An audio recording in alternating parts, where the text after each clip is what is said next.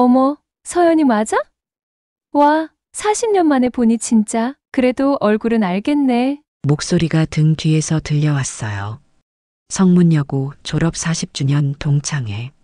서울 강남의 고급 호텔 연회장은 화려한 샹들리에 아래 몇십 년 전의 기억을 나누는 사람들로 가득했죠.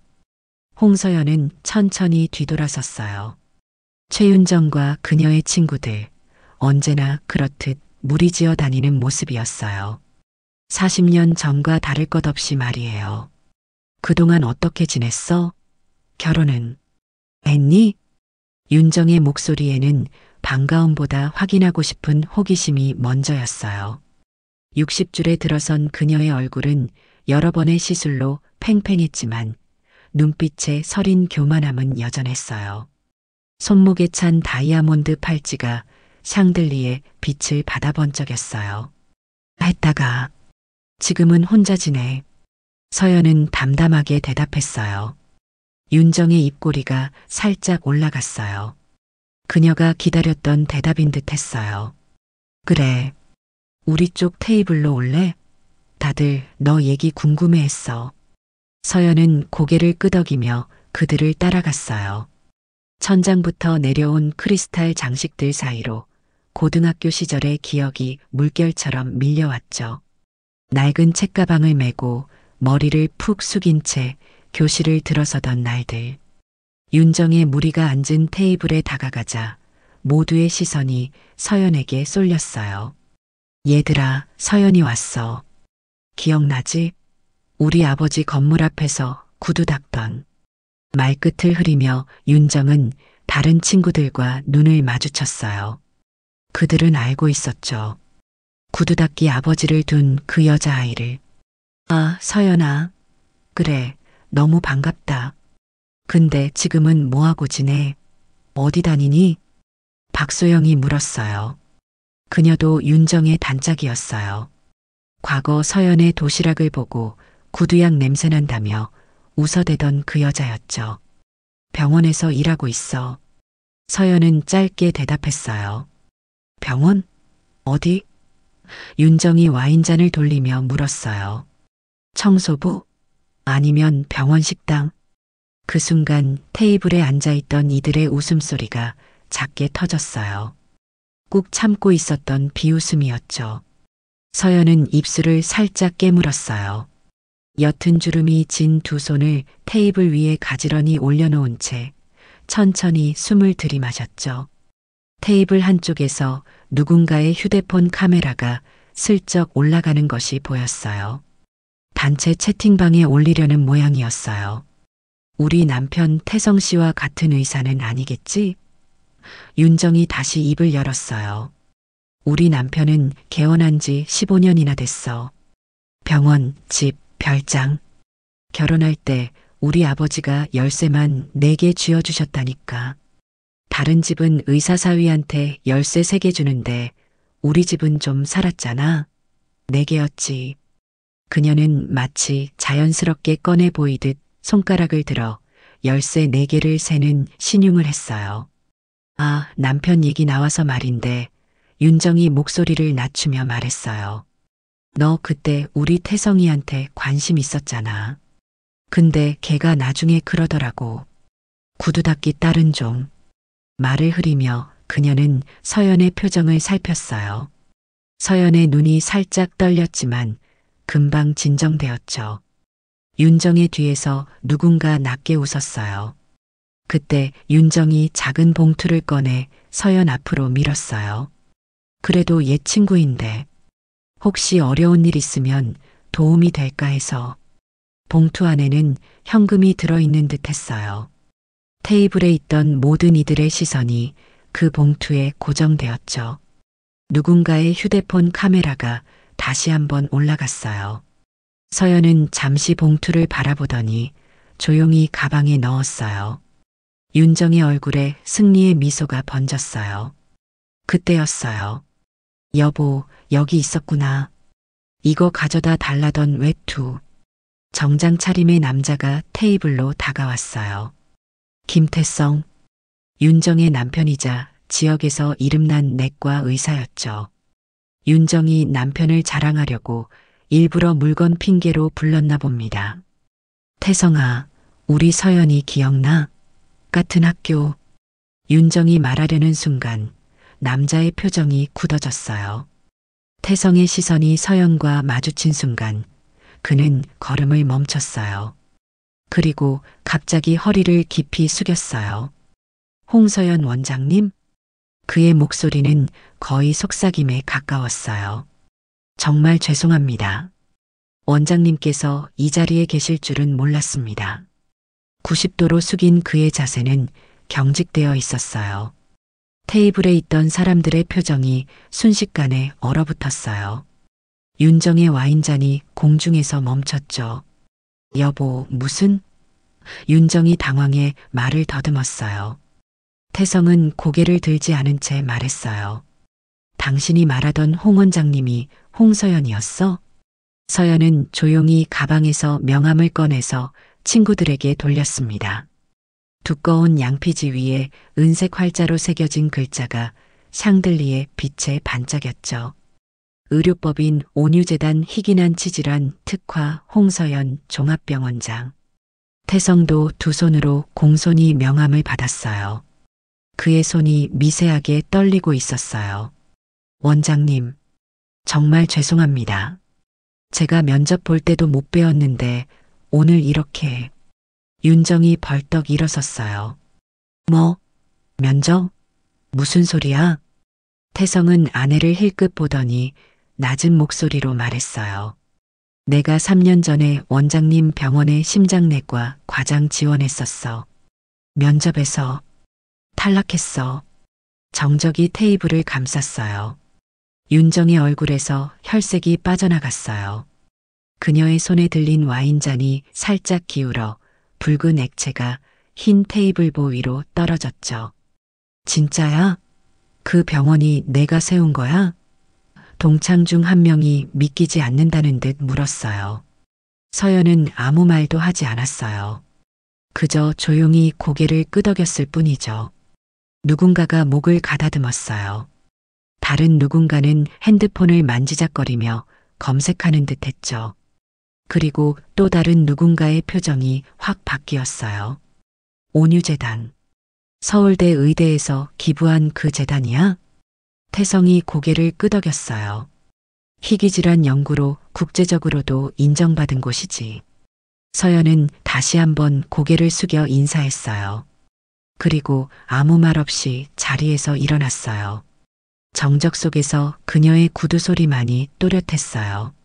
참, 윤정아. 서연이 테이블을 떠나기 전에 돌아보며 말했어요. 그 봉투 감사히 받을게. 하지만 알아둬.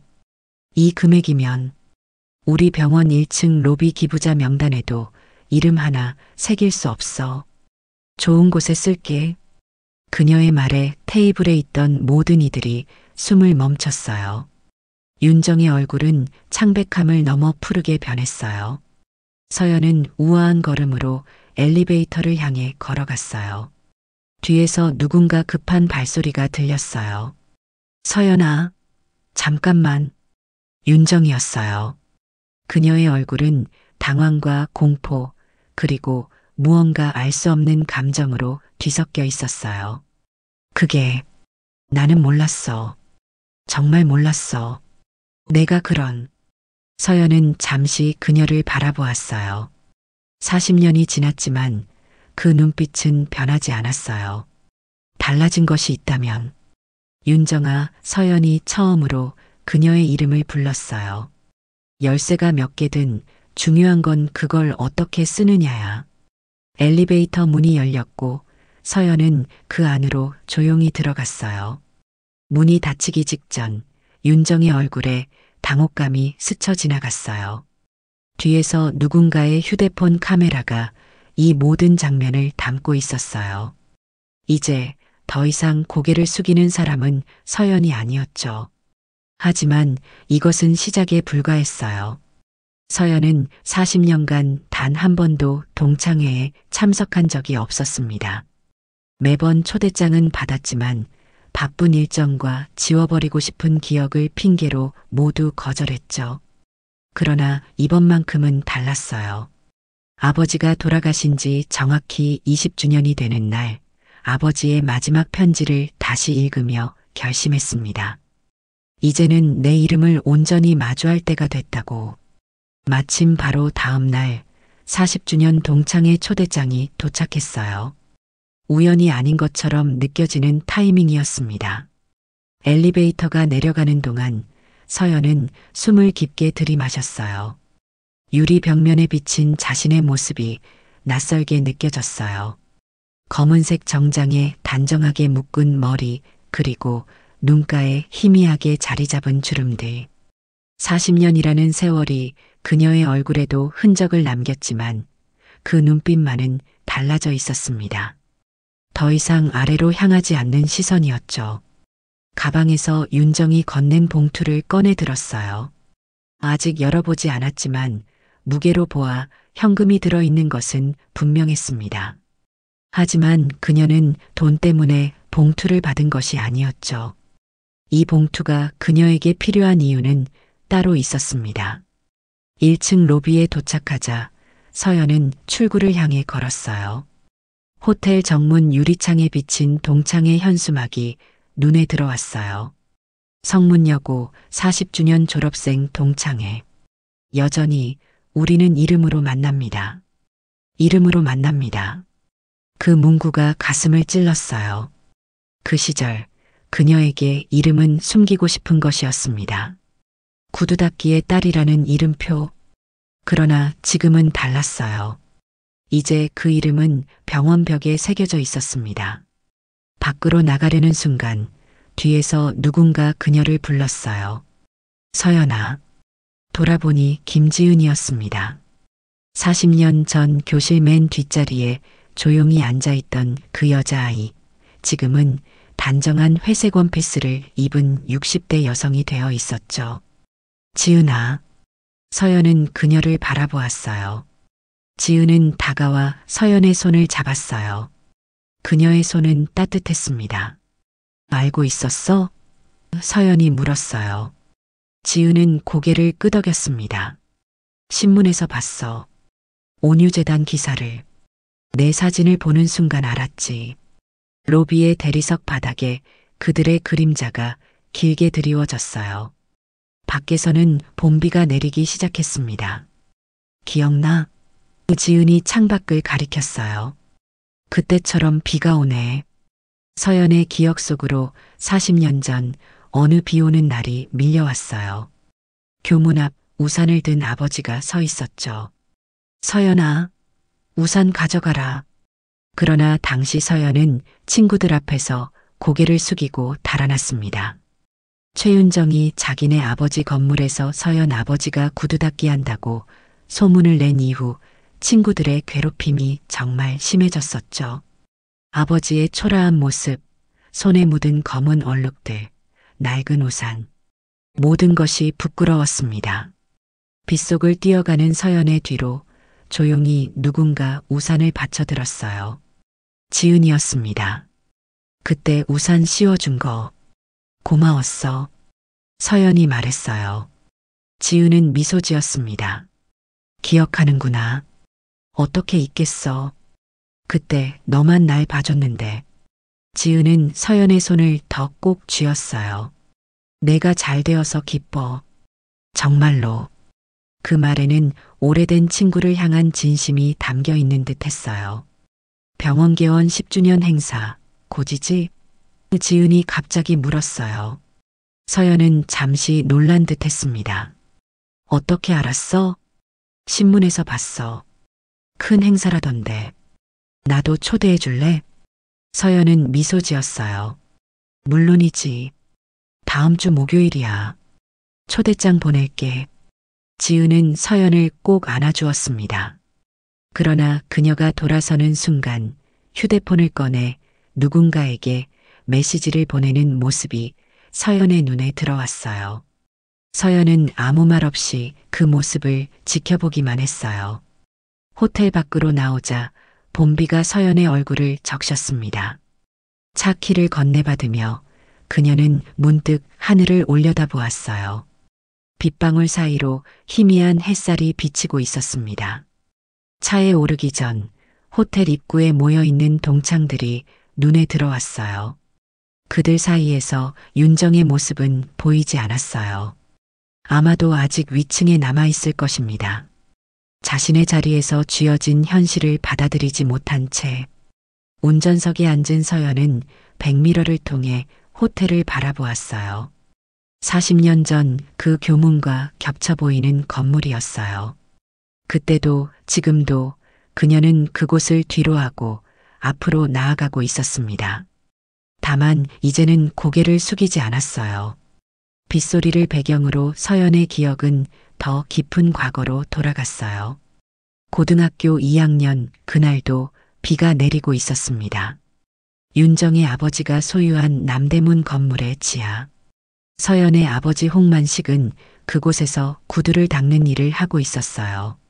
그날 건물에서 값비싼 외국 수입품이 도난당하는 사건이 발생했습니다.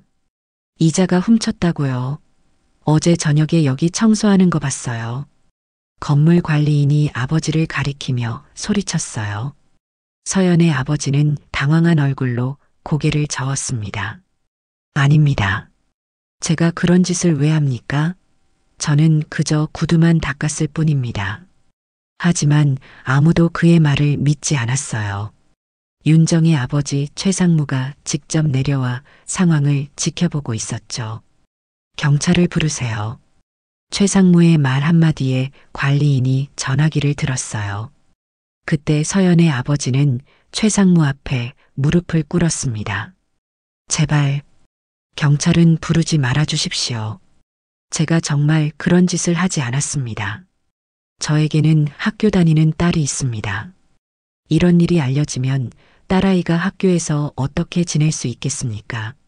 서연은 이 장면을 건물 입구 계단에 숨어서 지켜보고 있었어요. 우연히 아버지를 찾아왔다가 목격한 장면이었어요. 무릎 꿇린 아버지의 모습이 그녀의 가슴에 불덩이처럼 박혔습니다.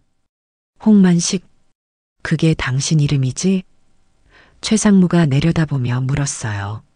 네, 그렇습니다. 이름 따위가 뭐가 중요해. 여기선 누구나 당신을 구두닦이라고만 부르잖아.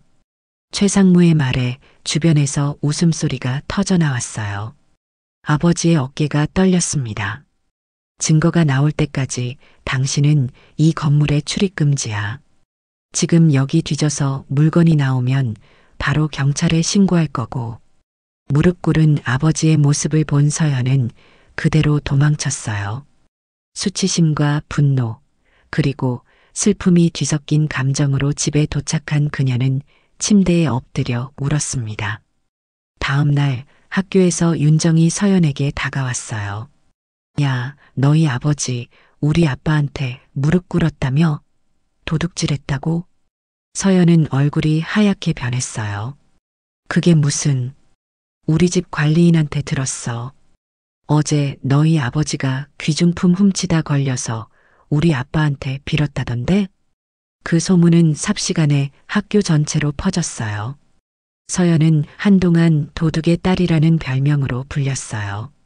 결국 일주일 후 진짜 범인이 밝혀졌지만 그 누구도 서연에게 사과하지 않았습니다. 그리고 그날 이후 아버지는 서연에게 자주 말했어요. 서연아, 내 이름은 홍서연이야. 누가 뭐라 하든 내 이름을 잊지 마라. 세상이 널 뭐라고 부르든 너는 내 이름을 지켜야 해. 어린 서연에게는 이 말의 의미를 완전히 이해할 수 없었습니다. 그저 아버지가 자신의 이름을 강조하는 것이 이상하게 느껴졌을 뿐이어요. 병원 지하 주차장에 차를 세우고 엘리베이터로 향하는 동안 서연의 발걸음은 무거웠어요. 동창회에서의 마주침이 그녀를 과거로 데려간 것이었어요. 5층 병원장실로 향하는 버튼을 누르자 손가락 끝이 미세하게 떨렸습니다. 사무실 문을 열고 들어서자 창밖으로 도시의 야경이 펼쳐져 있었어요. 서울의 불빛이 비처럼 쏟아지는 풍경. 그러나 서연의 시선은 책상 위 작은 나무 상자에 고정되었어요. 서연이 거. 아버지의 삐뚤빼뚤한 글씨체가 작은 나무 상자에 새겨져 있었어요. 40년이 넘는 세월이 지났지만 그 글씨는 여전히 선명했어요. 서연은 천천히 상자를 열었습니다. 그 순간 가죽과 기름, 구두약이 섞인 독특한 냄새가 피어올랐어요. 그 냄새는 시간을 거슬러 서연을 어린 시절로 데려갔어요. 한때는 부끄러워했던 그 냄새가 이제는 가슴을 따뜻하게 하는 아버지의 향기가 되어 있었습니다. 상자 안에는 구두솔 하나가 눈에 들어왔어요. 한쪽 면이 완전히 닳아 목재의 결이 드러난 낡은 솔이었어요. 그 옆에는 노란 고무줄로 묶인 통장 하나가 있었습니다. 농협 5년 만기 예금, 교육자금 예금주 홍서연. 서연은 조심스럽게 통장을 펼쳤어요. 매월 1만 원씩 꾸준히 불어난 금액. 마지막 페이지에는 아버지의 글씨로 메모가 적혀 있었어요. 1500켤레의 구두, 딸의 이름을 위해. 눈물이 통장 위로 떨어졌어요. 서연은 급히 손수건을 꺼내 눈가를 닦았습니다. 상자 맨 밑에는 봉인된 편지 한 장이 놓여 있었어요. 아버지의 병상에서 마지막으로 떨리는 손으로 쓴 편지였어요. 하지만 서연은 아직 이 편지를 열지 않았습니다. 20년 동안 한 번도 열지 않았던 편지. 때가 되면 열어라는 아버지의 마지막 말에 따라 그녀는 아직 그 순간이 오지 않았다고 느꼈어요. 책상으로 돌아온 서연은 윤정이 건넨 봉투를 열었어요. 예상대로 현금이 들어 있었습니다. 50만 원. 자선을 베푸는 듯한 그 모욕적인 행동이 서연의 가슴에 불을 지폈어요. 서연은 봉투를 서랍에 넣으며 쓴웃음을 지었어요. 윤정은 아직도 자신이 우위에 있다고 생각하는 모양이었습니다. 하지만 그녀는 아직 진실을 모르고 있었어요. 태성의 병원이 파산 직전이라는 사실을. 그리고 서연이 이미 그 사실을 알고 있다는 것도. 서연은 책상 위에 놓인 서류 하나를 집어들었어요. 태성의 병원 관련 재무제표와 부채 상황이 담긴 문서였습니다.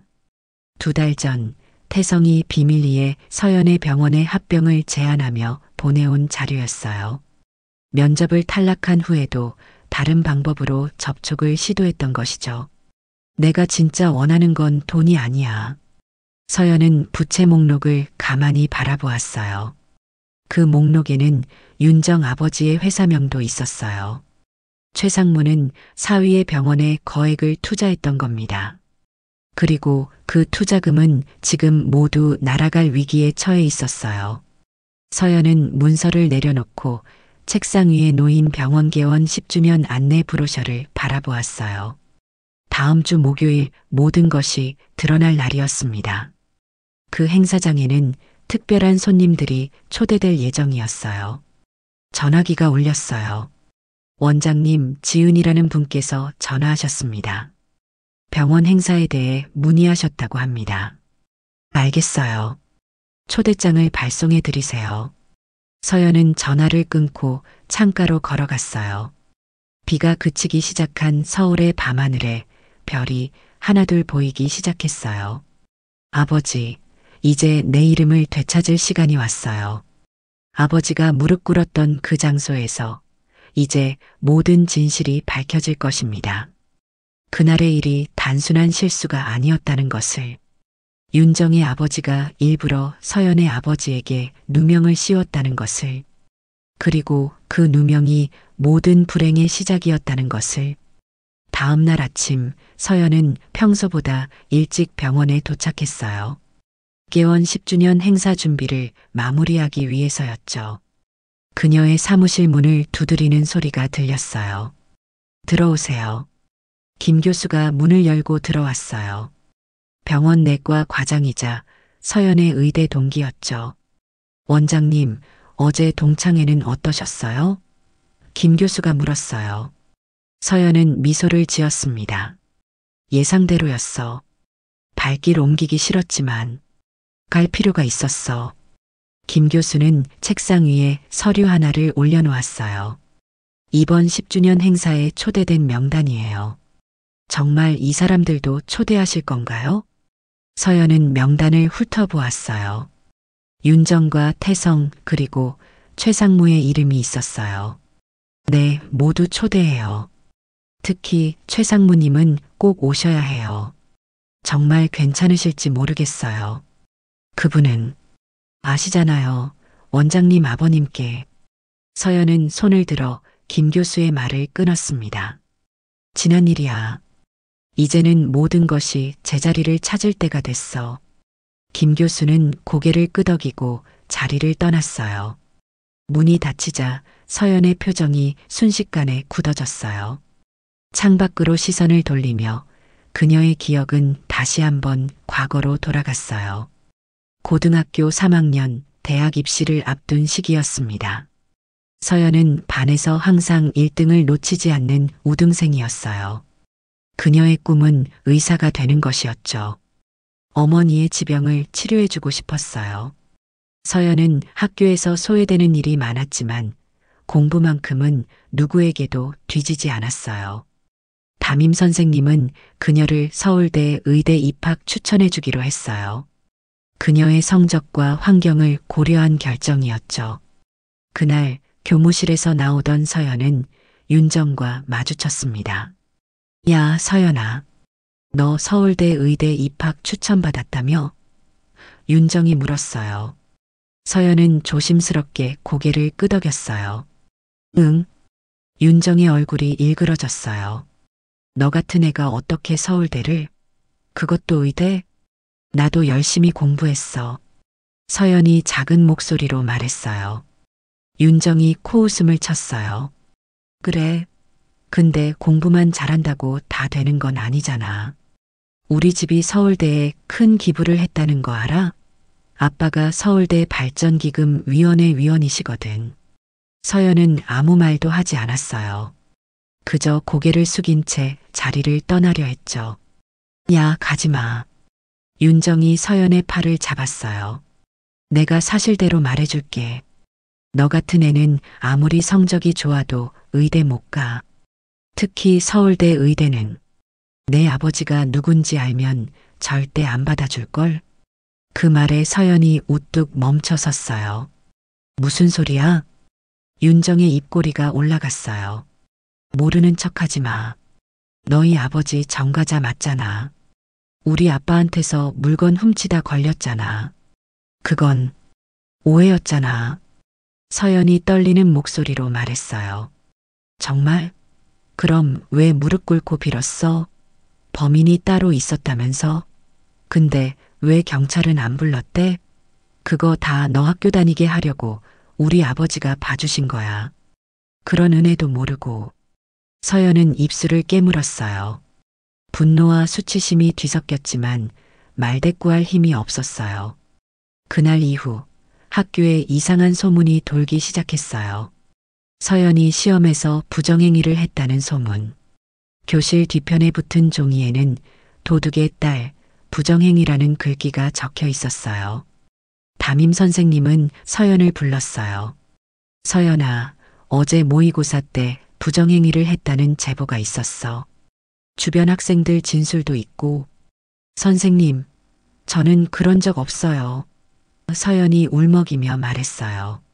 하지만 담임 선생님의 표정은 복잡했어요.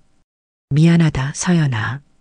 이미 학교 측에서는 내 서울대 의대 입학 추천을 취소하기로 결정했어. 무슨 이유도 없이 그럴 순 없잖아요. 이유가 있어. 최상무님이 학교에 전화하셨어. 내 아버지가 훔친 물건이 새로 발견됐다고. 서연은 그 자리에서 무너져 내렸어요. 그것은 완전한 거짓말이었어요. 하지만 누구도 구두 닦기의 딸 편은 들어주지 않았죠. 결국 서연은 그의 대학 입시에서 낙방했어요. 서울대 의대 입학 추천의 기회를 잃은 것이 결정적이었죠. 그녀의 꿈은 산산조각 났어요. 그날 집에 돌아온 서연은 아버지에게 모든 것을 털어놓았어요. 아버지, 왜 세상은 우리에게 이렇게 불공평한 거예요? 아버지는 딸의 머리를 쓰다듬었어요. 서연아, 세상에는 두 종류의 사람이 있다. 이름으로 사는 사람과 이름을 잃고 사는 사람. 나는 이미 내 이름을 잃었다. 이제는 구두닦이라는 직업이 내 이름이 되어버렸어. 아버지의 눈에 슬픔이 가득했어요. 하지만 너는 달라. 너는 내 이름을 지킬 수 있어. 홍서연이라는 이름으로 내가 진정 원하는 대로 살 수 있어. 약속해라. 내 이름을 절대 잃지 않겠다고. 서연은 아버지의 손을 꼭 잡았어요. 약속할게요, 아버지. 그리고 그날 밤 서연은 결심했어요. 어떤 일이 있어도 의사가 되겠다고. 아버지의 이름을 되찾아 주겠다고. 다음 해부터 서연은 낮에는 편의점 아르바이트를, 밤에는 독학으로 공부를 했어요. 아버지는 딸의 공부를 위해 더 많은 구두를 닦았죠. 그의 손은 더 거칠어졌고 등은 더 굽었어요. 2년 후 서연은 마침내 서울대 의대에 합격했어요. 그러나 그때 아버지의 건강이 급속도로 나빠지기 시작했죠. 원장님, 김춘섭 이사님께서 도착하셨습니다. 비서의 목소리에 서연은 기억에서 빠져나왔어요. 그녀는 서둘러 일어나 사무실 문으로 향했어요. 들어오시라고 해요. 70대 후반의 노신사가 천천히 사무실로 들어왔어요. 온유재단의 설립 이사이자 서연의 든든한 후원자 김춘섭 이사였죠. 서연이, 어제 동창회는 어땠어? 김춘섭이 따뜻한 목소리로 물었어요. 서연은 쓴웃음을 지었어요. 예상대로였어요. 윤정은 여전했고 그녀의 남편은 놀랐더군요. 그래, 세상은 돌고 도는 법이지. 김 이사가 고개를 끄덕였어요. 그런데 정말 이 방법으로 진행할 건가? 한번 시작하면 돌이킬 수 없을 텐데. 서연은 결연한 표정으로 대답했어요. 네, 확실해요. 이제는 모든 진실이 밝혀져야 해요. 아버지를 위해서, 그리고 저 자신을 위해서도. 김 이사는 탁자 위에 낡은 서류 봉투를 올려놓았어요. 여기 있네. 내가 요청한 자료들. 1985년 최상무의 회사에서 벌어진 비자금 조성 기록과 분식회계 증거야. 그리고 그는 잠시 말을 멈추고 서연을 바라봤어요. 윤정의 아버지가 내 아버지에게 누명을 씌운 증거도 있어. 당시 진짜 도둑은 최상무의 측근이었지. 최상무는 그걸 알면서도 자기 딸이 널 미워하니까 딸의 응석을 받아주려고 내 아버지에게 뒤집어 씌웠어. 서연의 눈에 눈물이 맺혔어요. 오랫동안 확인하고 싶었던 진실이었죠. 그리고 마지막으로 김 이사는 또 다른 서류를 꺼냈어요. 내 의대 입학 추천이 취소된 진짜 이유야. 최상무가 학교 발전 기금을 미끼로 압력을 넣었어. 그건 다 윤정이가 너를 시기해서 아버지에게 부탁한 일이었고, 서연은 서류들을 천천히 펼쳐봤어요. 오래된 메모, 계좌 이체 내역, 그리고 윤정의 아버지와 학교 이사장 간의 통화 녹취록까지 모든 증거가 완벽했어요. 이걸 어떻게 구하셨어요? 서연이 놀라움을 감추지 못하고 물었어요. 김 이사는 윙크를 했어요. 세상에는 돈으로 살 수 있는 것도 있지만 인연으로만 얻을 수 있는 것들도 있단다. 나는 오랫동안 이 증거들을 모아왔어. 내 아버지에게 진 빚을 갚기 위해서. 그의 말에 서연은 고개를 갸웃했어요. 아버지에게 빚이요? 어떤? 그건 다음 주 행사에서 모두에게 공개할 이야기야. 김 이사가 미소를 지으며 말했어요. 내가 지금까지 내게 말하지 않은 것들이 있어. 홍만식 씨와 나 사이에 있었던 일. 그리고 온유라는 이름의 진짜 의미. 서연은 잠시 말없이 김 이사를 바라봤어요. 그녀가 이제껏 알지 못했던 아버지의 또 다른 모습이 있다는 것을 예감했어요. 준비는 다 끝났나? 김 이사가 물었어요. 서연은 고개를 끄덕였어요. 네, 이제 모든 준비가 끝났어요. 다음 주 목요일 아버지의 이름을 되찾아 드릴 거예요. 그녀의 시선이 창밖으로 향했어요. 병원 앞마당에는 온유재단 설립 10주년 기념행사 현수막이 바람에 펄럭이고 있었습니다. 그 아래로는 더 작은 글씨로 홍만식 기념관 개관식이라는 문구가 보였어요. 김 이사가 자리에서 일어났어요. 내가 가봐야겠다. 서연아, 너무 감정에 휘둘리지 마. 이것은 복수가 아니라 진실을 밝히는 일이야. 그 차이를 기억하렴. 서연은 김 이사를 배웅한 후 창가로 돌아와 서 있었어요. 눈앞에 그녀의 병원과 의료재단이 있었지만 그녀의 마음은 여전히 남대문 지하상가, 아버지가 구두를 닦던 그 좁은 공간에 있었어요. 아버지, 조금만 더 기다려주세요. 이제 곧 아버지의 진짜 이름을 모두에게 알릴 거예요. 서연의 손에는 아직 열지 않은 아버지의 마지막 편지가 들려 있었습니다. 그녀는 마침내 봉투를 뜯을 때가 왔다고 느꼈어요. 개원 10주년 기념식 아침, 병원 로비는 화려한 꽃으로 가득했어요.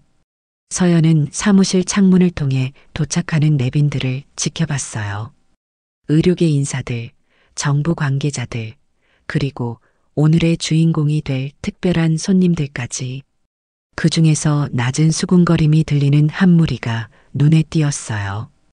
윤정과 태성 그리고 몇몇 고등학교 동창생들이었어요. 그들 곁에는 헝클어진 머리의 최상무도 서 있었습니다. 한때 거만했던 그 사업가는 이제 나이가 들고 쇠약해 보였어요. 서연의 비서가 노크했어요. 원장님, 모든 준비가 끝났습니다. 지금 내려가실까요? 서연은 고개를 끄덕였어요. 그녀는 책상 위에 놓인 아버지의 편지를 집어 가방에 넣었어요. 어젯밤 20년 만에 처음으로 그 편지를 열어 읽었습니다. 그 내용은 그녀의 예상을 훨씬 뛰어넘는 것이었어요. 로비로 내려가기 전 거울 앞에 서서 자신의 모습을 바라봤어요. 단정한 정장 차림에 흰 의사 가운을 걸쳤어요. 가슴에는 병원 로고와 함께 홍서연 원장이라는 이름표가 달려 있었습니다. 그녀는 이름표를 가볍게 쓰다듬었어요. 이제 시작이어요, 아버지. 기념식장에 서연이 등장하자 모든 시선이 그녀에게 쏠렸어요. 특히 윤정 일행의 표정이 복잡했어요. 동창회 이후 처음 마주하는 순간이었습니다. 서연은 단상에 올라 마이크 앞에 섰어요. 먼저 오늘 이 자리에 함께해 주신 모든 분들께 진심으로 감사드립니다. 온유재단과 종합병원이 10주년을 맞이할 수 있었던 것은 모두 여러분의 도움과 지지 덕분입니다. 서연의 시선이 객석의 윤정과 마주쳤어요. 윤정은 불편한 듯 자세를 바꿨어요. 오늘은 특별한 날입니다. 단순한 병원 개원 기념일이 아니라 한 사람의 이름을 되찾아드리는 날이기도 하니까요. 서연의 말에 객석에서 작은 수군거림이 일었어요. 제 아버지 홍만식은 평생 자신의 이름 대신 구두닦이라는 직업으로 불렸습니다. 사람들은 그의 이름을 기억하지 못했고 그저 남대문 지하상가에서 구두를 닦는 사람으로만 알았죠. 서연은 잠시 말을 멈추고 객석을 둘러봤어요. 윤정과 최상무의 표정이 굳어져 있었어요. 하지만 오늘 그의 진짜 이름이 이 병원에 영원히 새겨질 것입니다. 홍만식 기념관의 개관을 통해서요. 박수 소리가 터져 나왔어요. 서연은 미소를 지으며 계속 말을 이어나갔어요. 그런데 오늘은 또 다른 특별한 의미가 있습니다. 바로 진실을 밝히는 날이기도 하니까요. 객석의 분위기가 긴장감으로 가득 찼어요. 특히 윤정 일행의 표정이 불안해 보였어요. 40년 전 제 아버지는 도둑이라는 누명을 쓰고 무릎을 꿇어야 했습니다. 그리고 그 일로 인해 저는 학교에서 도둑의 딸이라 불렸죠. 서연의 목소리가 약간 떨렸어요. 객석에서는 숨죽인 침묵이 이어졌어요. 하지만 진실은 달랐습니다. 진짜 범인은 따로 있었죠. 대형 스크린에 오래된 문서 하나가 나타났어요. 최상무 회사의 내부 자료였어요. 이 문서는 당시 최상무님의 비서였던 박종구 씨가 물건을 훔쳤다는 사실을 증명합니다. 그리고 최상무님은 이 사실을 알고도 제 아버지에게 누명을 씌웠죠. 객석에서 놀라움의 탄성이 터져 나왔어요. 최상무는 자리에서 벌떡 일어났어요. 이게 무슨 황당한. 그건 날조된 문서야. 서연은 차분하게 대답했어요. 증거는 더 있습니다. 당시 회사 CCTV 영상과 박종구 씨의 자필 고백서까지요. 스크린에 새로운 자료들이 차례로 등장했어요. 최상무의 얼굴이 창백해졌어요. 그리고 이것뿐만이 아닙니다. 제가 의대 입학 추천해서 탈락한 진짜 이유도 있었죠. 서연의 시선이 윤정에게 향했어요. 윤정은 자리에서 일어나 나가려고 했지만 태성이 그녀의 팔을 붙잡았어요. 최상무님은 학교 발전 기금을 미끼로 학교 측에 압력을 넣었습니다. 제가 시험에서 부정행위를 했다는 거짓 소문을 퍼뜨린 건 최윤정 씨였고요. 윤정이 소리쳤어요. 거짓말. 그런 적 없어. 서연은 또 다른 자료를 화면에 띄웠어요. 학교 이사장과 최상무 간의 통화 녹취록이었어요. 모든 증거가 여기 있습니다. 최윤정 씨가 아버지에게 부탁해서 저의 대학 진학을 막았다는 사실도요. 객석에 있던 다른 동창생들이 충격 속에 윤정을 바라봤어요. 윤정의 얼굴이 일그러졌어요. 그때 객석 뒤쪽에서 누군가 자리에서 일어났어요. 김춘섭 이사였어요. 서연이가 말한 것들은 모두 사실입니다. 그리고 저도 이 자리에서 오래된 진실을 밝히고 싶습니다. 모든 시선이 김 이사에게 향했어요. 그는 천천히 단상으로 올라왔어요. 저는 40년 전 최상무님의 회사에서 국제무역부 팀장으로 일했습니다. 그리고 홍만식 씨에게 구두를 정기적으로 닦아달라고 부탁했던 단골이었죠. 김 이사의 목소리가 객석까지 또렷하게 울려 퍼졌어요. 1985년 4월 제가 사업을 차려서 큰 거래에 실패하고 인생의 가장 어두운 시간을 보내고 있을 때였습니다. 자살을 결심했죠. 객석이 숨죽여 그의 말을 들었어요. 마지막으로 구두라도 깨끗이 닦고 가야겠다는 생각에 홍만식 씨를 찾았습니다. 그날 그분은 제 구두를 평소보다 오래, 더 정성껏 닦아주셨어요. 그리고 이런 말씀을 하셨죠. 이 구두는 아직 갈 길이 많아 보입니다. 한 번 더 닦아봅시다. 김 이사의 눈에 눈물이 고였어요. 그 말 한마디가 저를 살렸습니다. 저는 다시 일어섰고 10년 후 성공한 사업가가 되었습니다. 그때 홍만식 씨를 다시 찾아갔죠. 그런데 그분은 제 이름을 기억하셨더군요. 김춘섭 씨라고 불러주셨어요. 저의 이름을 기억해 주셨습니다. 서연도 눈물을 참기 힘들었어요. 아버지의 그런 모습을 처음 듣는 것이었어요. 저는 그때 홍만식 씨에게 은혜를 갚고 싶었습니다. 그분의 딸이 의대에 진학하고 싶어 한다는 것을 알게 되었고 뒤에서 조용히 도움을 드렸죠. 물론 홍만식 씨는 그런 도움을 원치 않으셨지만요. 김 이사는 잠시 말을 멈추고 객석의 최상무를 바라봤어요. 그리고 최상무님, 저는 그때 당시 이미 알고 있었습니다.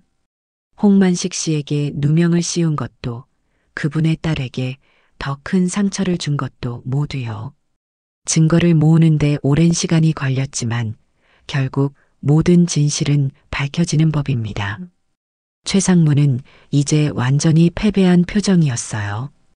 그의 곁에서 윤정은 울음을 참지 못하고 흐느꼈어요. 그리고 서연아, 김 이사가 서연을 향해 말했어요. 내 아버지의 마지막 부탁이 있었다. 바로 온유라는 이름에 대한 것이었지. 서연이 놀란 듯 김이사를 바라봤어요. 온유는 내 아버지의 호가 아니었어. 그것은 내 어머니가 지어준 이름이었지.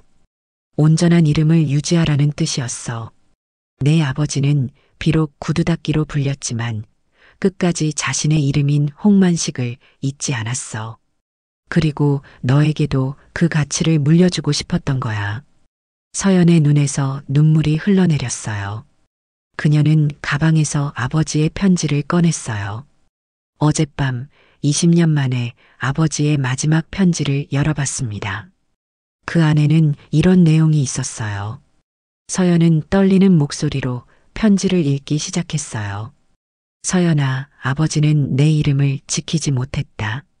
하지만 내가 꼭 그 이름을 되찾아 주길 바란다. 언젠가 내 이름이 어딘가에 새겨질 때, 그땐 아버지도 함께 있을 거야. 명패에는 꼭 내 이름이 들어갔으면 좋겠구나. 그럼 내가 다 이긴 거야. 온유라는 말은 너의 어머니가 지어준 말이란다. 온전한 이름을 유지하라는 뜻이지. 아버지는 평생 구두닦이로 불렸지만 내 진짜 이름은 홍만식이었다. 그것만은 잊지 않았어. 그리고 마지막으로 김춘섭 선생님을 만나거든 고맙다고 전해다오. 그분은 내가 구두닦이가 아닌 홍만식으로 불러준 몇 안 되는 사람 중 한 분이셨어. 편지를 읽는 동안 객석은 완전한 침묵에 휩싸였어요. 서연의 눈물이 마이크에 떨어지는 소리만이 들렸어요. 객석에서는 여기저기 눈물을 훔치는 모습이 보였어요. 지은도 조용히 눈물을 닦고 있었어요. 그녀는 서연에게 따뜻한 시선을 보냈어요. 어린 시절 우산을 씌워주던 그 친구의 눈빛 그대로였습니다. 서연은 잠시 침묵하다가 다시 말을 이어갔어요. 오늘 이 자리에서 저는 모든 분께 선언합니다.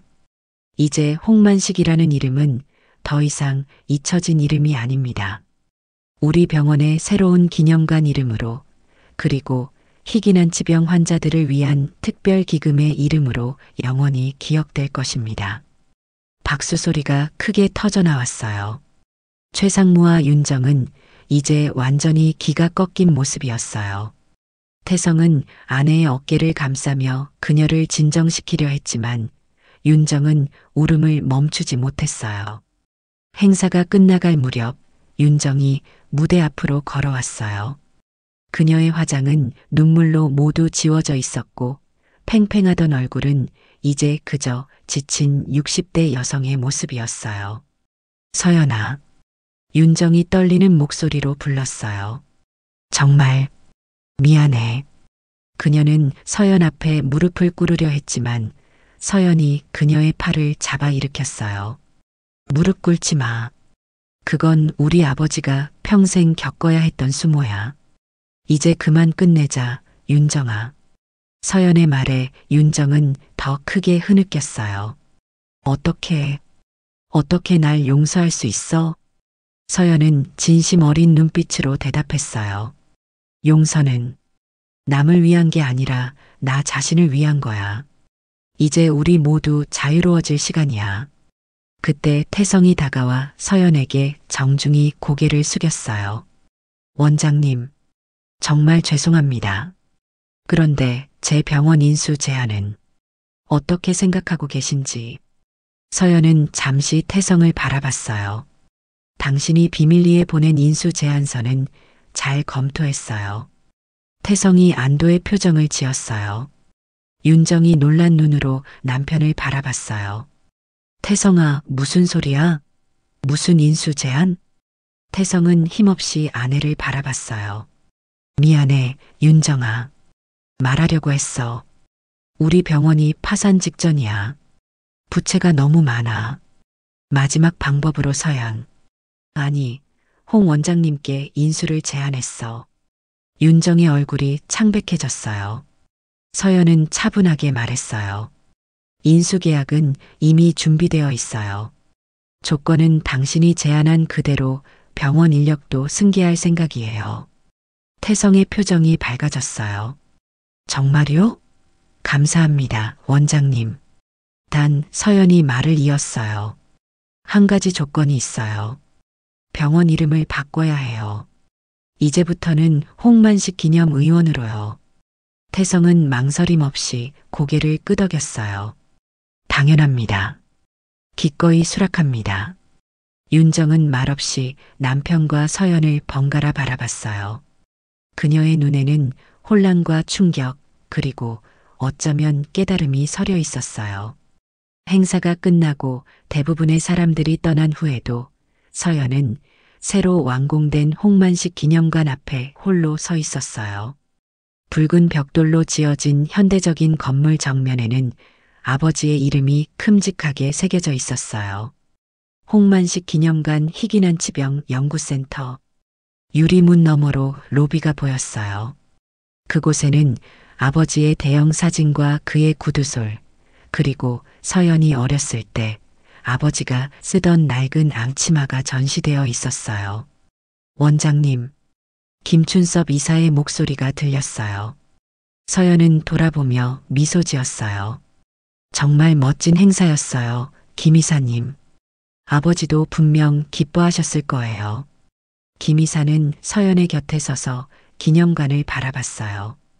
그래, 만식 씨도 이제 편안하게 쉬실 수 있을 거야. 잠시 두 사람 사이에 편안한 침묵이 흘렀어요.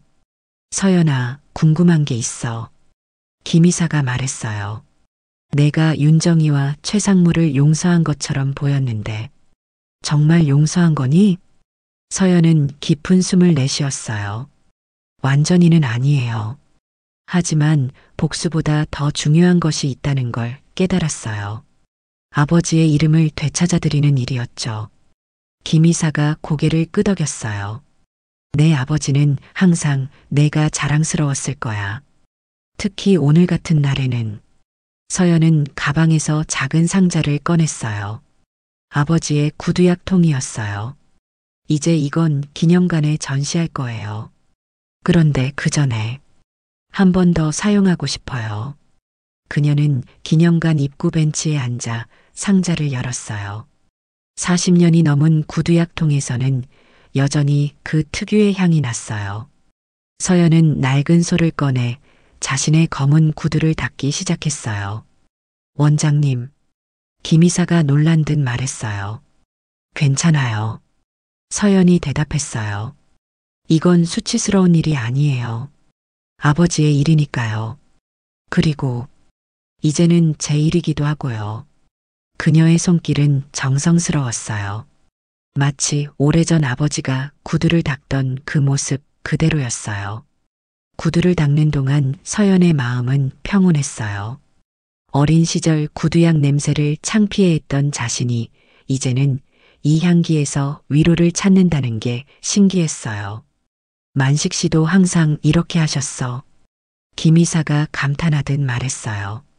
마지막 한 번 더 닦는다고 하시면서 특별히 더 정성을 들이셨지. 서연은 미소 지었어요. 그럼요. 아버지는 항상 그러셨죠. 작업을 마친 서연의 구두는 마치 거울처럼 반짝였어요. 그녀는 솔과 약통을 정리하고 일어섰어요. 이제 이것들도 전시해야겠어요. 아버지의 마지막 유품이에요. 두 사람이 기념관으로 들어가려는 순간 뒤에서 목소리가 들렸어요.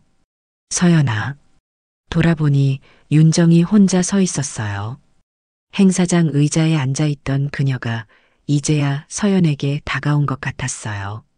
그녀의 얼굴은 눈물로 지워진 화장 자국이 그대로 남아 있었어요. 김 이사는 조용히 서연의 어깨를 토닥이고 먼저 기념관 안으로 들어갔어요. 윤정이 떨리는 목소리로 말했어요. 서연아, 난 정말 미안해. 서연은 잠시 윤정을 바라봤어요. 한때 그녀를 괴롭히던 교만한 소녀는 이제 지치고 늙은 여성이 되어 있었어요. 윤정아, 난 널 미워하지 않아. 서연이 차분히 말했어요. 40년 전의 일들은 이제 그냥 지나간 일이야. 윤정의 눈에 눈물이 고였어요. 어떻게 그럴 수 있어? 내가 내게 그렇게 많은 상처를 줬는데. 서연은 잠시 하늘을 바라봤어요. 이제 해가 서서히 지고 있었어요. 아버지가 돌아가시기 전에 내게 한 말씀이 있어. 미움은 두 개의 무덤을 파는 일이라고. 한 무덤은 미움을 받는 사람을 위한 것이고 다른 하나는 미워하는 사람 자신을 위한 거래. 윤정은 말없이 서연의 말을 들었어요. 난 오랫동안 널 미워했어. 내 인생에서 가장 큰 상처를 준 사람이었으니까.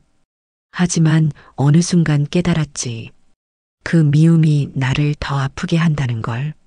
서연은 자신의 구두를 내려다봤어요. 방금 닦은 구두가 저녁 햇살에 반짝였어요. 지금 내게 필요한 건 복수가 아니야. 아버지의 이름을 되찾고 그분의 자부심이 되는 거였어. 윤정은 망설이다가 조심스럽게 물었어요. 그럼 태성이 병원은 어떻게 되는 거야?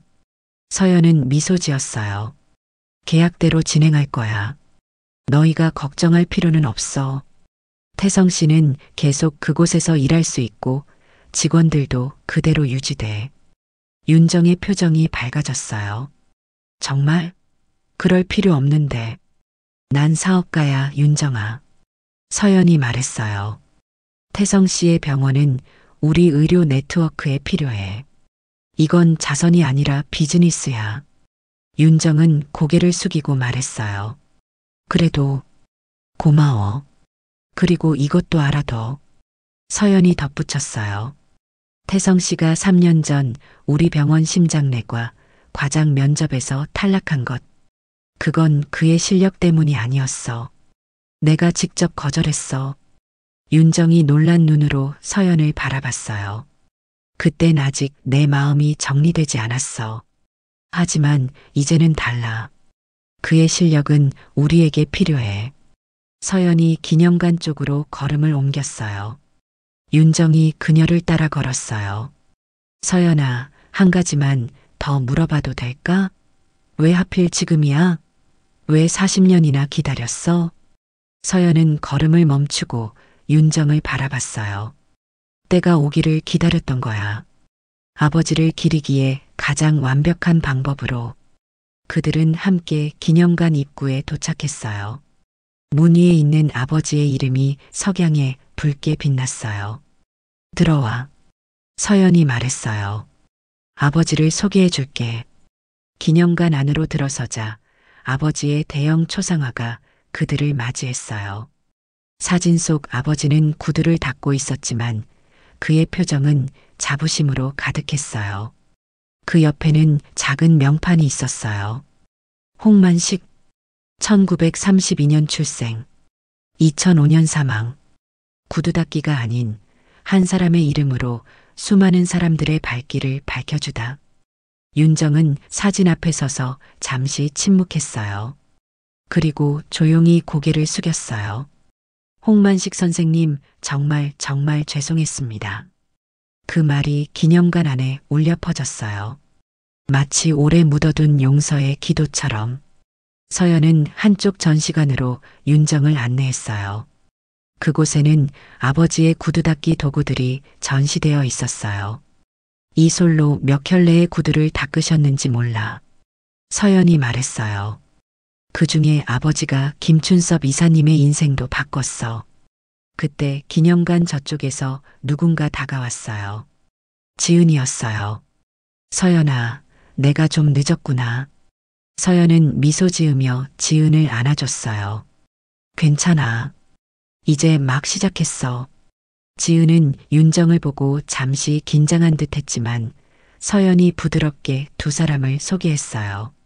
지은아, 윤정이 우리 기념관의 첫 방문객이 됐어. 지은은 어색하게 고개를 끄덕였어요.